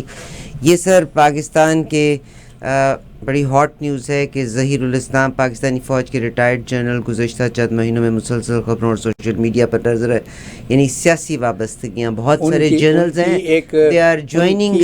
ان کی ایک ویڈیو بہت وائرل ہو رہی ہے آج کل.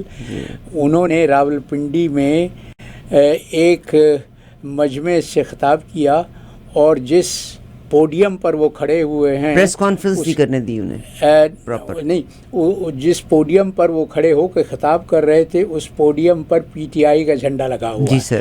تو لوگوں نے یہ مشہور کر دیا کہ جنرل ظہیر الاسلام پی ٹی آئی میں شامل ہو گئے, جس کی تردید کل فواد چودھری نے کی ہے. مسئلہ یہ ہے کہ جنرل صاحب تقریر کر رہے تھے اپنے ایک رشتہ دار کے حق میں جو 17 جولائی کو جو ضمنی انتخابات ہونے والے ہیں اس میں راولپنڈی سے پی ٹی آئی کا امیدوار ہے. بہت شکریہ سر, بہت شکریہ. چلیے جی, یہ بھی بات ہو گئی.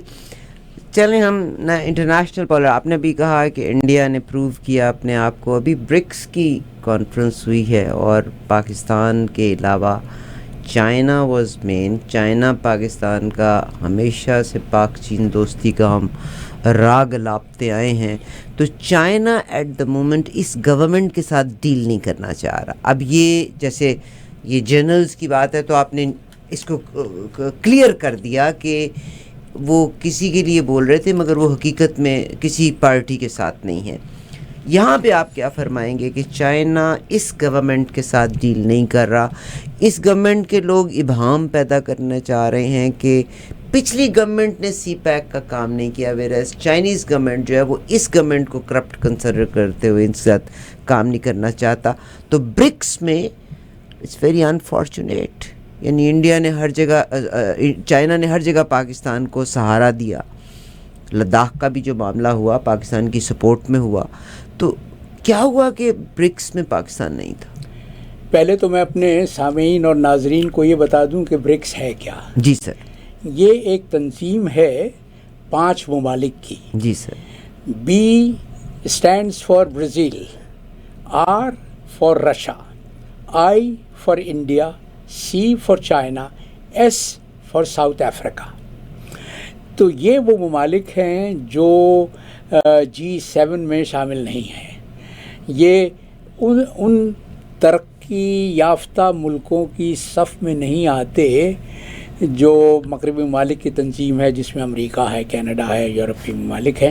لیکن یہ وہ ممالک ہیں جن کے متعلق عام خیال یہ ہے کہ یہ ترقی پذیر اور ترقی یافتہ دنیا کے بیچ میں ایک مقام پر کھڑے ہوئے ہیں, جہاں یہ ایک ہی جست میں ترقی یافتہ ملک ہو سکتے ہیں, ممالک ہو سکتے ہیں. اور چین کے متعلق تو اب کسی کو شبہ نہیں ہے, اس لیے کہ چینی معیشت دنیا کی دوسری سب سے بڑی معیشت ہے. تو اس کا ایک اجلاس ہوا تھا جس میں 17 اور ممالک کو مدعو کیا گیا بطور مبصر کے. ان ممالک میں ایتھیوپیا جیسا ملک بھی شامل تھا لیکن ہمارا پاکستان اس میں شامل نہیں تھا. اب پاکستانیوں کو یہ پریشانی ہونی فطری بات تھی کہ چین میزبانی کر رہا تھا اس کانفرنس کی, اور چین کے متعلق ہم یہ کہتے ہیں کہ ہماری اور چین کی دوستی بحیرہ عرب سے زیادہ گہری اور ہمالیہ کی برف پوش چوٹیوں سے زیادہ اونچی ہے. اب آپ اپنی موجودہ حکومت کے متعلق کیا کہیں گے سوائے ماتم کرنے کے کہ جب آپ کا جگری دوست, اور میں یہ بات بلا خوف تردید کہہ سکتا ہوں اس لیے کہ میں چین میں 3 برس سفارتکار رہا ہوں, میں نے چینیوں کو بہت قریب سے دیکھا ہے, اور میں ببانگ دہل کہتا ہوں کہ دنیا میں اگر کوئی ہمارا دوست ہے تو چین ہے. دوست کی تعریف کیا ہے؟ دوست وہ ہے جو وقت پر کام آئے, اور چین نے ہماری ایسے وقتوں میں حمایت کی ہے, مدد کی ہے جب دنیا کا کوئی اور ملک, ہمارا کوئی برادر اسلامی ملک ہماری مدد کرنے کے لیے تیار نہیں تھا. چین کے ہم پر احسانات ہیں, لیکن ان احسانات کا ہم نے کیا بدلہ ان کو دیا؟ اس حکومت نے, جو جعلی حکومت ہے, جو سب جانتے ہیں کہ ایک سامراجی طاقت کے حکم پر عمران کی حکومت کو گرایا گیا اور اس حکومت کو لایا گیا جس کے بیشتر اراکین وہ جو آج مناصب اعلیٰ پر فائز ہیں وہ اس قابل ہیں کہ اگر کوئی صحیح جمہوری ملک ہوتا تو وہ جیلوں میں ہوتے. اس حکومت نے کیا صلاح دیا چین کو؟ آتے ہی سب سے پہلا کام تو یہ کیا کہ سی پیک اتھارٹی کو ختم کر دیا. وہ اتھارٹی جو سی پیک کے معاملات کی نگرانی کر رہی تھی, اس اتھارٹی کو ختم کر دیا. کس کے کہنے پر؟ دنیا جانتی ہے کس کے کہنے پر, اس لیے کہ حکم یہ دیا گیا تھا کہ تم چین سے اپنے تعاون کو کم کر دو. اور چائنا نے پھر برکس میں پاکستان کو توجہ ہی نہیں دی. پاکستان کو بالکل ٹھیک کیا. جب آپ اس طرح سے اپنے دوست کے احسان فراموش ہونے کا کردار ادا کر رہے ہیں تو پھر وہ دوست, اور پھر دیکھیے وہی جو میں نے بات کہی تھی کہ دنیا میں کوئی ہمیشہ کے لیے دوست ہوتا ہے نہ ہمیشہ کے لیے دشمن ہوتا ہے, ہمیشگی صرف مفادات کو ہے. کالرز ہمارے ساتھ ہیں.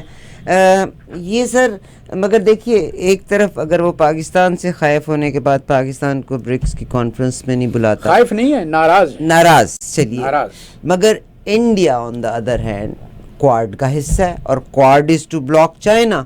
انڈیا اس میں موجود تھا, تو اگر وہ موجود تھا تو اس کی غلطیوں پہ اس کو بھی انوائٹ کر لیتے. پھر وہی بات وہی مفادات کی آتی ہے. چین اور ہندوستان کا برسوں پرانا 1962 سے چلا آ رہا ہے وہ قضیہ, سرحدوں کا تعین آج تک نہیں ہو سکا شمالی ہند میں, لیکن دونوں میں تجارت بھی ہو رہی ہے, دونوں کے سفارتی تعلقات بھی ہیں. کوئی. مگر چائنا نے شاہ محمود قریشی صاحب کو انوائٹ کیا ہے. بالکل انوائٹ کیا, مگر آج کل کے وزیر خارجہ کو نہیں کیا. آج کل کے وزیر خارجہ کو نہیں کیا, اس لیے کہ آج کل کے جو وزیر خارجہ ہیں ان کو وزیر خارجہ مجھ جیسا سفارتکار جب کہتا ہے تو کوٹ ان کوٹ کر کے کہتا ہے. انہوں نے تو اپنے حالیہ دورہ امریکہ میں امریکنوں کو اس بات کی ضمانت دے دی کہ اگر ہندوستان کو اقوام متحدہ کی سلامتی کونسل کی مستقل رکنیت دی جائے گی تو پاکستان اس کی مخالفت نہیں کرے گا. مگر سر پچھلی دفعہ بھی جب رکنیت ملی تھی نا تو پاکستان نے انڈیا کے حق میں ووٹ ڈالا تھا. نہیں وہ بات اور تھی, وہ غیر وہ ٹیمپریری والا وہ تھا, ٹیمپریری مگر ووٹ تو ڈالا تھا نا. وہ اس لیے کہ وہ جو ووٹنگ ہوتی ہے اقوام متحدہ میں وہ ریجنل ہوتی ہے, ریجنل بنیادوں پر ہوتی ہے, اور ہندوستان متفقہ امیدوار تھا ایشیائی بلاک سے تو پاکستان کو ووٹ دینا پڑا. لیکن یہاں تو مسئلہ یہ ہے کہ وہ طاقتیں جو چین کی دشمن ہیں اور ہندوستان کو یہ سمجھتی ہیں کہ وہ چین کے مقابلے پر ان کی طرف سے دفاع کرے گا, وہ یہ چاہتی ہیں کہ ہندوستان کو سلامتی کونسل کی مستقل رکنیت دے دی جائے, اور ہمارے نوزائیدہ وزیر خارجہ ان کو یہ ضمانت دے کے آ گئے کہ ہاں اگر تم ایسی کوئی تحریک چلاؤ گے تو ہم اس کی مخالفت نہیں کریں. میرا سر ایک اور سوال یہیں سے اسی کے حوالے سے آیا کہ وزیر خارجہ نے اس کو کیا, آج تک پاکستان نے انڈیا کے ساتھ تعلقات اچھے کرنے کی ہر ممکن, ابھی نندن کو بھی آزاد کر دیا, یعنی وہ جو تھے ہر ممکن کوشش کی. انڈیا نے کھیلوں کے میدان میں, کرکٹ کے میدان میں ہماری ٹیم کو انتہائی پسماندگی میں رکھا, کھیلنے نہیں دیا, یعنی ہر جگہ پہ بلاک کیا. ابھی ایون آپ سنگرز گانا گاتے تھے اور موسیقی کی کوئی سرحدیں نہیں ہیں, ان کو بھی بلاک کر دیا. مگر پاکستان نے تو آج تک کہیں انڈیا کو بلاک نہیں کیا تھا. پھر ابھی وہ جو میزائل چلا تھا جو میاں چنو جا کے گرا تھا, یعنی ہم ہر چیز کو برداشت کرتے رہے, اور اب پھر وہی کہ ہم تعلقات اچھے چاہتے ہیں. تو کیا مسائل کیا ہیں؟ وہ اس کا بہت سادہ جواب یہ ہے کہ ہم اتنے تنگ دل نہیں ہیں جتنے تنگ دل ہندوستانی ہیں. اور دیکھو یاد کرو کہ عمران خان نے بہت واضح طور پر یہ کہا تھا کہ جب تک یہ بی جے پی سرکار ہے ہندوستان کے ساتھ تعلقات میں کوئی پیش رفت نہیں ہو سکتی. اور میں بھی اس کا قائل ہوں کہ جب تک یہ بی جے پی سرکار ہندوستان کے شب و روز کی مالک ہے, اس کے سیاہ و سفید کی مختار ہے, اس وقت تک ہندوستان کے ساتھ ہمارے تعلقات میں کوئی پیش رفت نہیں ہوگی. اس لیے کہ بی جے پی کا تو منشور یہ ہے, دیکھو ان کا تو ناتسی منشور ہے, وہ بھارت کو صرف ہندوؤں کے لیے بھارت ورش بنا. کیا فرمائیں گے آپ کہ 1000 سال تک بھارت پہ مسلمانوں کی مختلف رنگوں میں حکومت رہی, مگر آج بھی ہندو وہاں قائم ہیں. ٹھیک ہے 16% مسلمان ہیں, آئی بلیو سو 16%. 100 سال میں یعنی 87 سے لے کے 97 اور اب 150 سال کے بیچ میں کیا ایسا ہو گیا کہ حالانکہ اگر مسلمان اتنے ہی برے ہوتے تو آج ہندوستان میں ایک بھی ہندو نہ ہوتا. تو یہ اتنی نفرت ایک دم سے کہاں سے آ گئی؟ ہندوستان کا دستور لکھنے والا کون تھا؟ ڈاکٹر امبیڈکر, جو ایک اچھوت تھا. اس نے بہت اچھی بات کہی تھی. وہ مسلمان ہونا چاہتا تھا لیکن مسلمان نہیں ہوا, عیسائی ہو گیا تھا. ڈاکٹر امبیڈکر اس نے یہ کہا تھا کہ مسلمانوں نے 1000 برس ہندوستان پر حکومت تو کی لیکن مسلمان ہونے کا ثبوت نہیں دیا. اس لیے کہ اگر اسلامی طرز حکومت ہوتا تو پھر یہ کیسے ممکن تھا کہ ہندوستان میں 1000 برس کی حکومت کے بعد بھی مسلمان 16% اقلیت میں رہے اور ہندو اکثریت میں رہے. اس نے یہ کہا تھا کہ اگر ہندو مسلمان نہ بھی ہوتے تو بھی اگر مسلمان حکمرانوں کا رویہ اور سلوک وہ ہوتا جو مسلمان کا ہونا چاہیے تو پھر ہندوستان میں ایک اچھوت نہ بچتا، ایک اچھوت نہ بچتا۔ ایک کال لے لیتے ہیں سر، ایک کال لیتے ہیں جی۔ السلام اس کے بعد اپنے top of the hour studio کا نمبر 4166201778 کال ایک لیں گے، پھر ہم ٹاپ آف دا آور لیں گے اور اس کے بعد پھر آپ شامل ہو سکتے ہیں گفتگو میں۔ جی سر، السلام علیکم۔ جی جی وعلیکم السلام جی۔ میرا نام خالد میر ہے جی سر۔ میرے سوال کے دو حصے ہیں۔ پہلا حصہ یہ ہے کہ میں نے پڑھا تھا کہ لیاقت علی خان کے جلسے میں یہ Sikandar Mirza as a police officer تھا اور یہ چودھری برادران کے جو والد صاحب ہیں یہ وہاں پہ کانسٹیبل کے طور پہ تھے۔ تو اگر یہ بات ٹھیک ہے تو پھر سوال کا دوسرا حصہ یہ ہے کہ پھر ان کو نوازا کس نے تھا؟ بہت شکریہ سر۔ اس کا جواب یہ ہے، پہلی بات تو یہ کہ سکندر مرزا بالکل پولیس میں نہیں تھے۔ سکندر مرزا کا تعلق تھا، انگریزوں نے ہندوستان میں ایک پولیٹیکل سروس بنائی ہوئی تھی جس کے افسران کو ملٹری کے رینک دیے جاتے تھے، تو اسکندر مرزا کا تعلق اس پولیٹیکل سروس سے تھا اور ان کو میجر جنرل کا رینک ملا ہوا تھا۔ تو یہ آپ نے غلط سنا ہے کہ اسکندر مرزا پولیس میں تھے یا اس وقت وہاں پر راولپنڈی کے جلسے میں موجود تھے۔ اور دوسری بات یہ کہ یہ جو چودھری برادران ہیں ان سکندر مرزا والی خبر غلط ہے، اس کا مطلب ہے بالکل غلط، do not believe in what so app, بالکل غلط ہے۔ سکندر مرزا اس وقت 1951 میں جب قائد ملت لیاقت علی خان کو شہید کیا گیا ہے تو وہ ڈیفنس سیکرٹری تھے، ڈیفنس سیکرٹری تھے، وہ ان کا پولیس سے کوئی تعلق نہیں تھا۔ اور یہ جو چودھری برادران کے بزرگ کی بات ہو رہی ہے، چودھری ظہور الہی، تو وہ گجرات میں پولیس میں ضرور شامل تھے، لیکن ان کی کہانی الگ ہے۔ ان کا بھی لیاقت علی خان کے قتل کی نہیں، اب ان کا سوال کا اگلا حصہ یہ ہے کہ چلیے، آپ نے بہت شکریہ کہ بہت بڑی شہادت ملی کہ یہ واٹس ایپ، میں نے آج ہی آرٹیفیشل انٹیلیجنس کا آپ کے ساتھ شیئر کیا تھا کہ الیکسا، صحیح نام پروناؤنس کیا، الیکسا جو اپنا امیزون ہے، جو نیا فیچر آ رہا ہے کہ آپ اس کو لیس دین اے منٹ کسی بھی اپنے مرحوم جن کی ڈیتھ ہو گئی ہوئی ہے 1 منٹ سے کم عرصے کے لیے ان کی آواز سنائیں تو الیکسا ان کی آواز میں آپ کو کہانیاں بھی سنائے گی، باتیں بھی ان کی آواز میں کرے گی، تو آپ کو لگے گا وہ شخص میرے ارد گرد، دس از آرٹیفیشل انٹیلیجنس۔ تو پہلا تو غلط ہو گیا کہ وہ پولیس میں نہیں تھے، ان کو میجر جنرل کا رینک دیا گیا تھا۔ ان کا اگلا سوال یہ ہے کہ چودھری برادران کے والد صاحب کی پوزیشن ایز اے کانسٹیبل تھی، تو پھر آل آف سڈن اتنی نوازش کس نے اتنا نوازا کہ اتنا پیسہ آ گیا ہے؟ انہوں نے خود اپنے آپ کو نوازا تھا۔ تو اس کی تفصیل یہ ہے کہ چودھری ظہور الہی گجرات میں فٹ کانسٹیبل تھے، یہ بالکل صحیح ہے تقسیم کے وقت، اور فٹ کانسٹیبل ہونے کی وجہ سے ان یہ کو فٹ کانسٹیبل کیا ہوتا ہے؟ یہ جو چلتے پھرتے رہتے ہیں، گشت کرتے رہتے ہیں، تو ان کو معلوم تھا کہ کس ہندو بنیے کون ہندو بدیا مالدار ہے، اور گجرات سے تقسیم کے وقت جو فسادات ہوئے تھے تو بہت سے ہندو بنیے وہاں سے فرار ہو گئے تھے اپنی جان بچانے کے لیے، انہوں نے وہ پیسہ لیا، تو انہوں نے ان کی تجوریوں پر قبضہ کر لیا تھا، وہاں سے یہ چودھری ہو گئے، دولت مند ہو گئے۔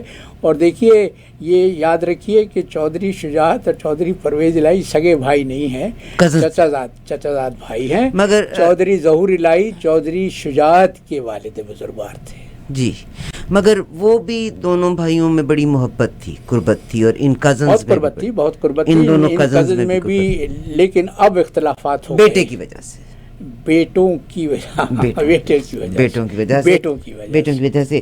چلیے جی، یہ تو آپ کی بات ہو گئی، قرآن میں کہا ہے نا خدا نے کہ اولاد فتنہ ہوتی ہے، بیٹوں کی وجہ سے، اور وہ بھی پولیٹیکل پارٹیز کی گراؤنڈ پہ۔ ہم ٹاپ آف دا آور لیتے ہیں، بالکل اسٹوڈیو کا نمبر 4166201778، آپ شامل ہوئیے گا۔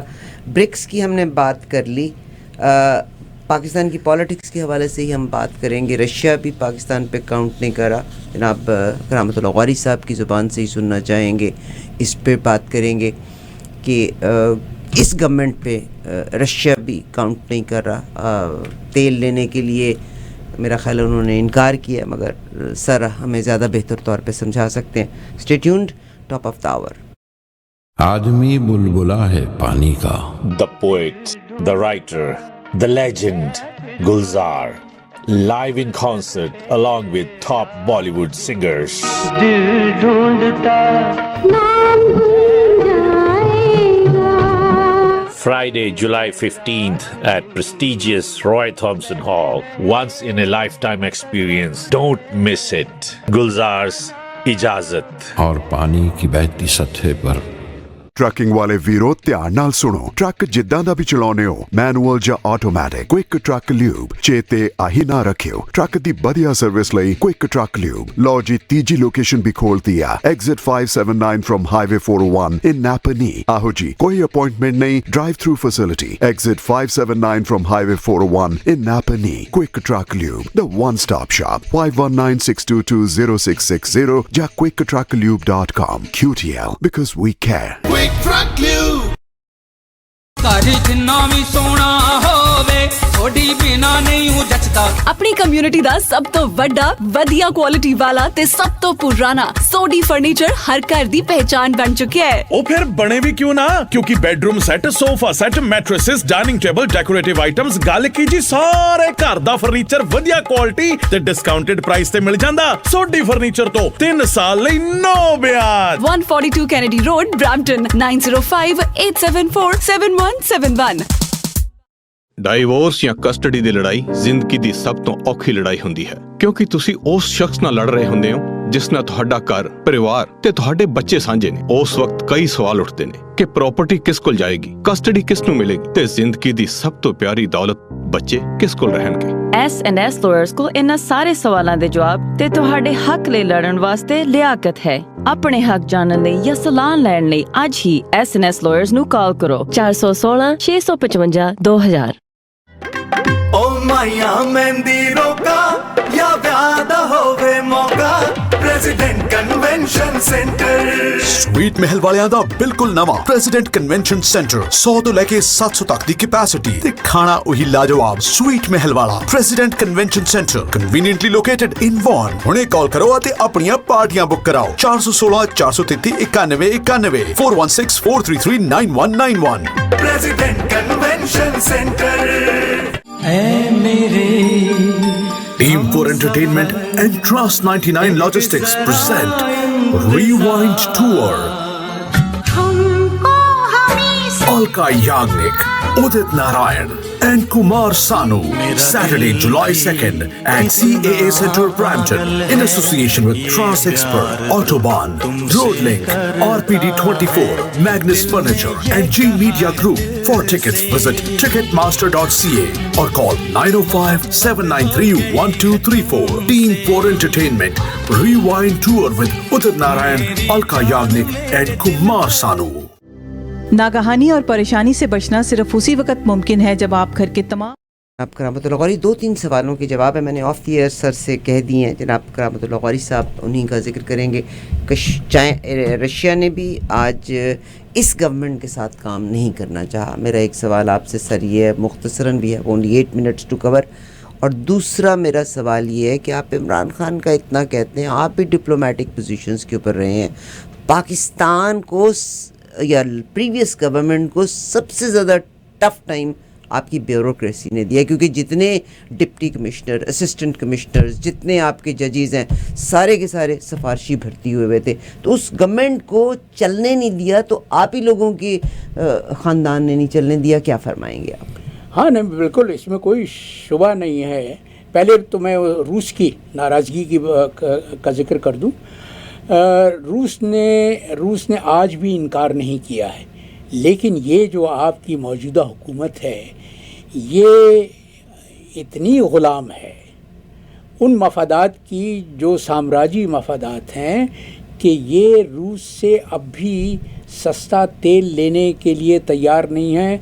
وہ ہمارے مفتاح اسماعیل صاحب جو وزیر خزانہ ہیں، جن کو میں کہتا ہوں کہ ان کا نام مفتاح نہیں ہے، ان کا نام مفتوحہ ہونا چاہیے. یہ مفتوحہ ہیں سامراج کے. انہوں نے یہ بقراتی اعلان کیا کہ روس سے اگر ہم نے تیل لیا تو ہم پر پابندیاں لگ جائیں گی. بھائی روس کے خلاف کوئی بین الاقوامی پابندیاں نہیں ہیں، یہ امریکہ نے پابندیاں لگائی ہیں. ان کی کوئی بین الاقوامی حیثیت نہیں ہے. آج تو اس نے اپنے قرض کی ادائیگی بھی روبل میں کر دی اور میں نے پے کر دیا. روس تیل دے رہا ہے، یورپ کے ممالک کو گیس دے رہا ہے. انڈیا نے یہی سٹینڈ اگر وہ روبل میں ادائیگی کرے، اور ہندوستان تو اپنے روپے میں روس سے تیل خرید رہا ہے، اس لیے کہ دونوں وہ بارٹر سسٹم پر تجارت ہو رہی ہے. تو یہ تو ہماری اپنی نالائقی ہے، بلکہ نالائقی سے زیادہ یہ ہماری اپنی مجبوری ہے. یہ وہ بیڑیاں ہیں جو ہم نے اپنے ہاتھوں سے اپنے پاؤں میں پہنائی ہیں. ٹھیک سر. آپ کے دوسرے سوال کا جواب دیکھیے، یہ جو ضیاء الحق کے بعد سے ہمارے ہاں جو سیاسی کہنے کو جو منتخب سیاسی جماعتیں عوام کے ووٹوں سے آتی رہی ہیں، انہوں نے کیا کیا ہے؟ انہوں نے اپنے اقتدار کو دوام بخشنے کے لیے بیوروکریسی کو پوری طرح سے پولیٹیسائز کر دیا ہے. انگریز نے ہندوستان میں جو بیوروکریسی کا نظام قائم کیا تھا وہ اس بنیاد پر تھا کہ حکومت کوئی بھی ہو، کسی بھی پارٹی کی ہو، لیکن بیوروکریٹ اپنا کام کرتے رہیں گے، اس لیے کہ وہ صرف ریاست کے وفادار ہیں، وہ کسی سیاسی جماعت کے وفادار نہیں ہیں. اب ہوا یہ ہے کہ پاکستان میں دو سیٹ بن گئے ہیں بیوروکریٹس کے. ایک سیٹ پیپلز پارٹی کا ہے، جو پیپلز پارٹی جب برسر اقتدار آتی ہے تو ان کو لے آتی ہے سامنے. ایک سیٹ ہے نواز لیگ کا. نواز لیگ جب برسر اقتدار ہوتی ہے تو وہ دوسرا سیٹ آ جاتا ہے. اور بیوروکریسی کا یہ عالم ہے. اب آپ نے دیکھا کل سندھ میں بلدیاتی انتخابات میں کیا ہوا ہے. پولیس، میں نے ویڈیو دیکھے ہیں کہ پولیس اپنے ہاتھوں سے بیلٹ باکس کو بھر رہی ہے. ریٹرننگ آفیسرز کو گرفتار کیا جا رہا ہے، باقاعدہ غنڈہ گردی ہو رہی ہے. غنڈہ راج ہے سندھ پر. بلدیاتی انتخابات کے نام پر جو دھاندلیاں ہوئی ہیں، وہ اس کا اثر یہ ہے کہ آج MQM نے بھی شکایات کا ایک تومار باندھ دیا ہے، پورا ایک پلندہ کھڑا کر دیا انہوں نے، اور کہا ہے کہ وہ جو معاہدہ ہوا تھا پیپلز پارٹی اور MQM میں، جس کے بعد پیپلز پارٹی نے وعدہ کیا تھا کہ جو کچھ MQM مانگے گی اس کو دیا جائے گا، ان میں سے کسی ایک شق پر بھی عمل نہیں ہوا ہے.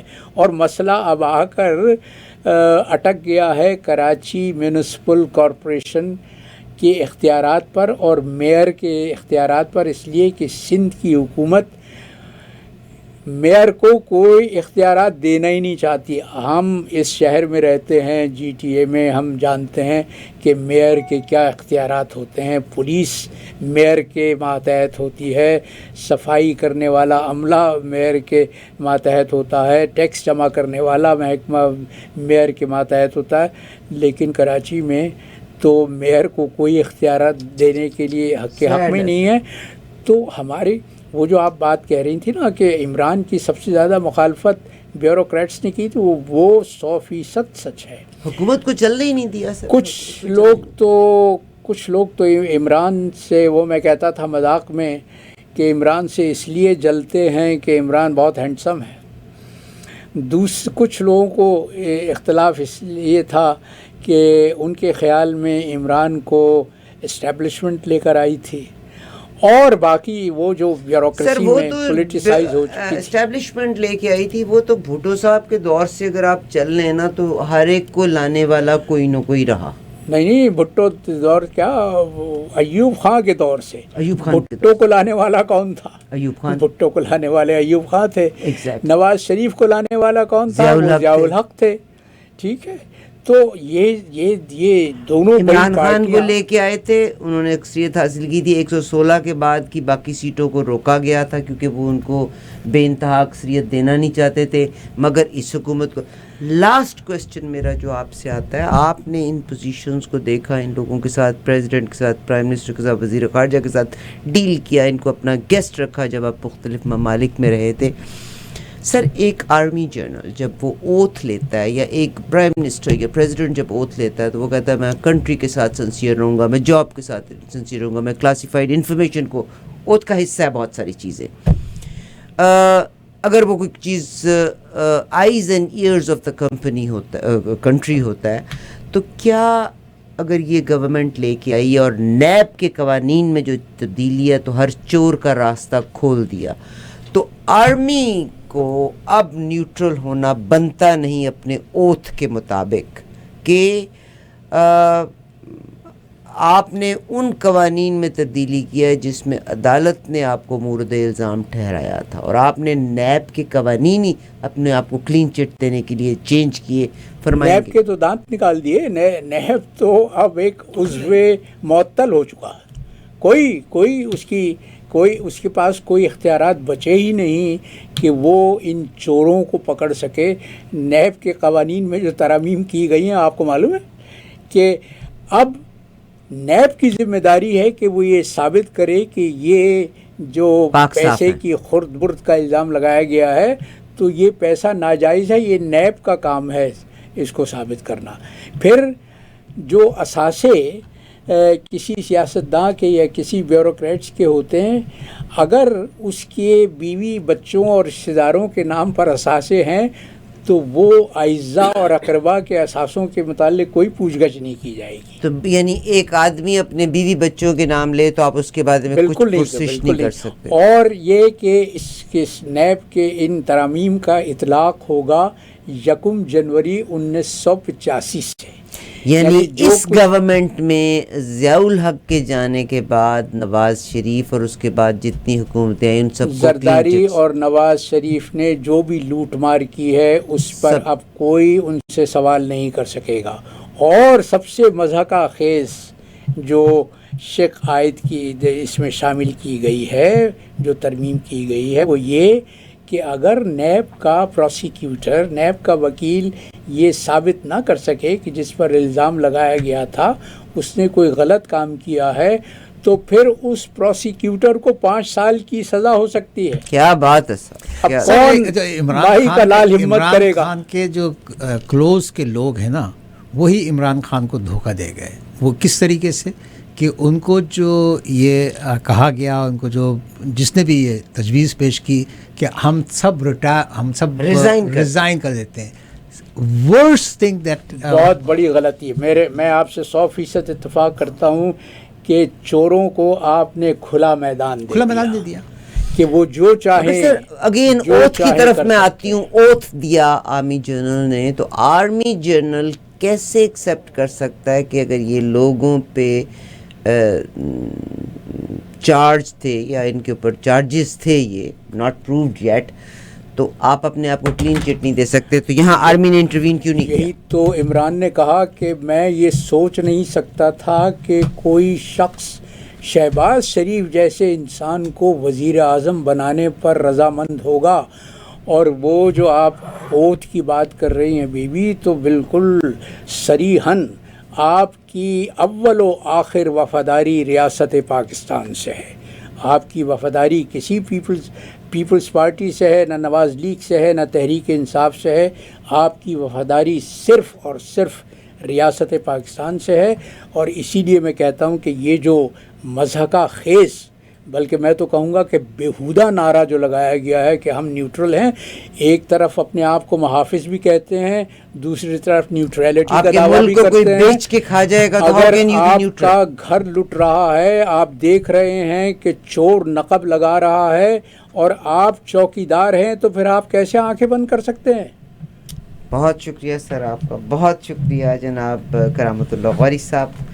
سر سے درخواست ہے, سر نے ایکسیپٹ بھی کی, انشاءاللہ آپ سے मंडेज को हम ये मेहरबान हो के बुला लो मुझे चाहे जिस समय गया वक्त नहीं हूँ कि फिर आपको ज़िंदगी दे। यू और मेरा असासा जनाब करामतुल्लाह क़ारी साहब से हमने आपकी बातचीत कराई। इंशाल्लाह अगले मंडे को फिर हम आपकी मुलाकात करेंगे। 36 इयर्स ऑफ एक्सपीरियंस। आपके ज़माने में भी नवाज के लोगों को पोजीशंस मिलती थी या ये तो नवाजा तो होता है। जो सबसे ज़्यादा गड़बड़ करने वाले हैं वो तो फौजी हैं। तुम्हें अंदाज़ा नहीं है कि फ़ौज में करप्शन का क्या आलम है। पहला सवाल तो ये है, इसका जवाब मुझे दो कि फ़ौज का हर चीफ जो रिटायर होता है वो सीधा पाकिस्तान से बाहर भाग जाता है। सर नहीं, सारे पाकिस्तान में रह रहे हैं। ये भी जैसे मैंने अभी आपने व्हाट्सएप का, आपकी नॉलेज ज़्यादा है मगर मैंने इस पे बड़ी रिसर्च की है। यस, सिर्फ यहाँ पे भी परवेज़ मुशर्रफ की ज़मीन है, घर है इन king city. There might be other journals as well, मगर मोस्ट ऑफ द जर्नल्स जिनके बारे में कहा जा रहा है वो पाकिस्तान में रह रहे हैं। मैं तुम्हें गिनवाता हूँ। जहांगीर करामत वाशिंगटन में रहता है। आपके जी जी फरमाइए। परवेज़ कियानी ऑस्ट्रेलिया में रहता है। सर क्या कियानी साहब से मेरी बात हुई है, मैं जा रही हूँ पाकिस्तान। उन्होंने कहा मैं इंटरव्यू नहीं दूंगा मगर मैं मुलाकात ज़रूर कर लूँगा। He is in Pakistan. Raheel Sharif Saudi अरब में रहता है मगर वो जॉब कर रहे हैं। परवेज़ मुशर्रफ दुबई में है। परवेज़ मुशर्रफ दौड़े हैं। परवेज़ मुशर्रफ की जायदाद कहानी लंदन में फ्लैट देखा। मगर सर उसमें सऊदी अरेबिया ने हमें करप्ट किया। अगर करप्ट होना चाहो तब करप्ट होते हैं ना। बीबी मुझे भी 3 जगह पेशकश की गई थी, तुम्हारे तीनों बेटों को अमेरिका की यूनिवर्सिटीज़ में हम स्कॉलरशिप देंगे, पढ़ाएंगे। मैंने कहा बहुत बहुत शुक्रिया, मेरे बेटे पढ़ेंगे तो मेरी आमदनी से, बहुत मेरी कमाई से पढ़ेंगे। मैं पाकिस्तान मेरी घुट्टी में है। मैंने आँख खोली तो ये नारा लगाया कि बट के रहेगा हिंदुस्तान, लेके रहेंगे पाकिस्तान। तुम वो ये पढ़ो मेरी वो जो सर आपसे अगले रोजगार सफ़ीर है तो तुम्हें मालूम सर ये बारे शनासाई इंशाल्लाह हम आपके साथ शेयर करेंगे और अगले मंडे को फिर हम मुलाकात करेंगे। वक्त कम हो जाता है जब आप जैसे खूबसूरत इंसान से मुलाकात होती है। वाकई कि एक पूरा का पूरा दर्स कहाँ है जनाब। मुझे मेरी उर्दू इतनी अच्छी नहीं है मगर आपके आने का बहुत शुक्रिया। कमर्शियल्स और उसके बाद get ready for the news.